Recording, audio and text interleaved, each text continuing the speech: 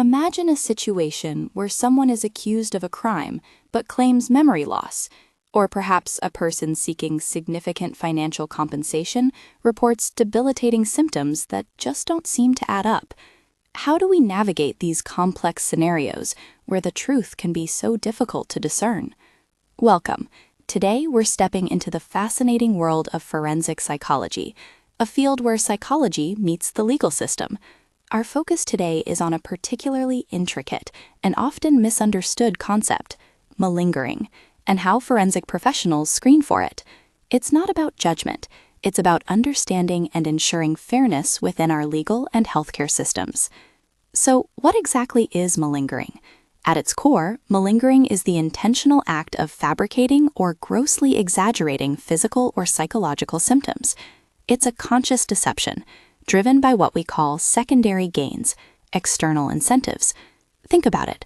Someone might malinger to avoid criminal charges, to gain financial compensation, like disability benefits or insurance settlements, or even to evade military service or work. It's a deliberate strategy to achieve an external goal. It's crucial to understand that malingering is different from a genuine mental illness, where there's no conscious intent for external gain. It's also distinct from something called factitious disorder, where individuals might fake illness, but their motivation is an internal psychological need to be seen as sick, not an external reward. Malingering isn't a single phenomenon. It can take different forms. Someone might completely make up symptoms, what we call pure malingering, or they might exaggerate existing ones, partial malingering. And sometimes they might attribute real symptoms to the wrong cause, false imputation. The types of symptoms people might feign are incredibly broad, from learning disabilities and physical ailments to memory loss, vision problems, and a wide range of neurological and psychiatric conditions. Where do we most often encounter these behaviors? Almost exclusively in what we call medico-legal settings. This includes criminal cases, like claiming insanity or incompetence to stand trial, civil lawsuits, such as personal injury claims, and assessments for disability benefits or workers' compensation. The detection of malingering is paramount for many reasons. It ensures fair and legal outcomes, upholds the integrity of forensic evaluations, and helps allocate resources properly. If we don't detect it, genuine cases might be overlooked, and public trust in the justice and healthcare systems could erode. While malingering isn't a headline-grabbing news story, its relevance is constant and profound. The economic alone is staggering. Consider this. In 2011, estimated Social Security costs attributed to disability fraud and related deceptive practices, which certainly include malingering, reached an astonishing $20.02 billion. That's a huge financial drain, highlighting why accurate detection isn't just about justice, but also about responsible use of public funds. So, given the complexity and the stakes, how do forensic psychologists actually go about detecting malingering? It's not a simple checklist. It's a sophisticated, multifaceted detective process. One of the first steps involves structured clinical interviews. These aren't just casual chats. They are carefully designed conversations aimed at identifying inconsistencies in a person's story or reported symptoms, and evaluating how plausible those symptoms seem.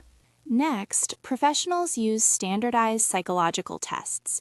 Many of these widely accepted tests include built-in validity scales that are specifically designed to catch atypical response patterns, exaggeration, or inconsistent performance that might suggest someone isn't being entirely truthful.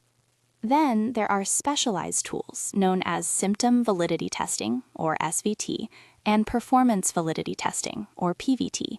These are perhaps the most objective tools. They help determine if reported symptoms are consistent with known patterns of genuine disorders, or if someone is simply not putting in their best effort, which can be a sign of feigning.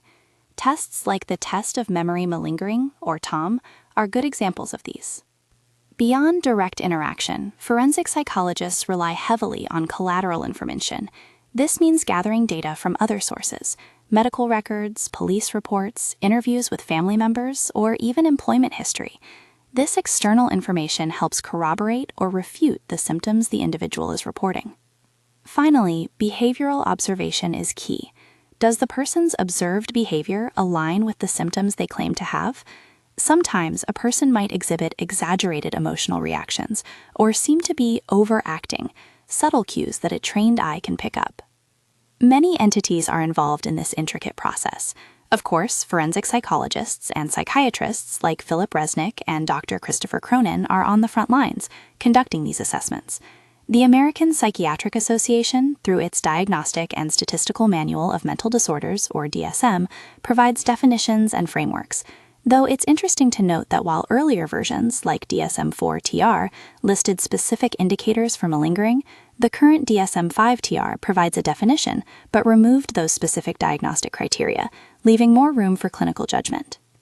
Test developers and publishers create the sophisticated assessment tools we mentioned, like the Minnesota Multiphasic Personality Inventory, or MMPI-2, and the Structured Interview of Reported Symptoms, or SIRS.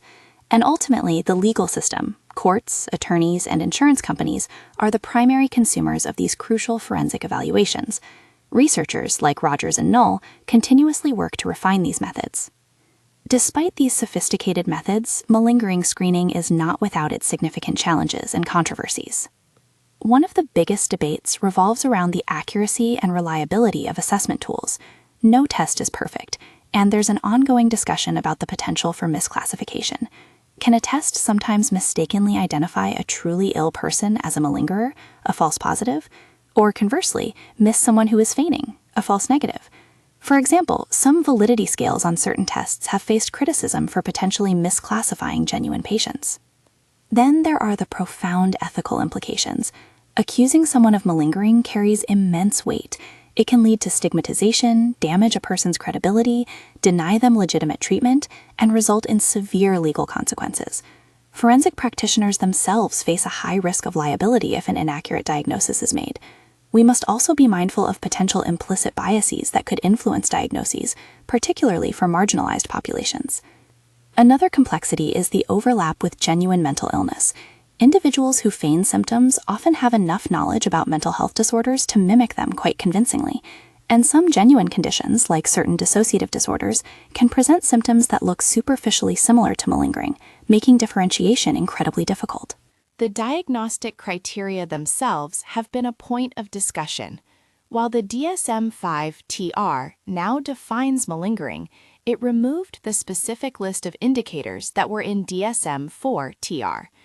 Classic indicators, such as a lack of cooperation or the mere presence of a medico-legal context, are still widely discussed in practice, but professionals must be cautious that these don't lead to confirmation bias, where we seek out information that confirms our initial suspicions. Given these serious implications, there's an ongoing debate about the standard of proof required for a malingering diagnosis. Experts widely agree that before assigning such a weighty diagnosis, there must be a high degree of medical certainty. Looking ahead, the field of malingering screening is characterized by continuous research and development. The persistent challenges mean there's an ongoing scientific inquiry to refine existing detection methods and to develop new, even more sensitive and specific instruments. The ultimate goal? To minimize errors, enhance diagnostic accuracy, and establish clearer, ethically sound diagnostic criteria. This continuous improvement is vital to uphold the integrity of forensic evaluations, ensure justice is served, and alleviate the considerable economic burden associated with deception. Malingering screening in forensic psychology is a delicate balance of science, ethics, and human understanding. It's a field dedicated to seeking truth within complex narratives, ensuring that those with genuine needs receive help while preventing the misuse of valuable resources and the distortion of justice. It's a testament to the ongoing dedication of professionals striving for accuracy and fairness in some of the most challenging circumstances. Thank you for joining me on this exploration into a critical aspect of forensic psychology.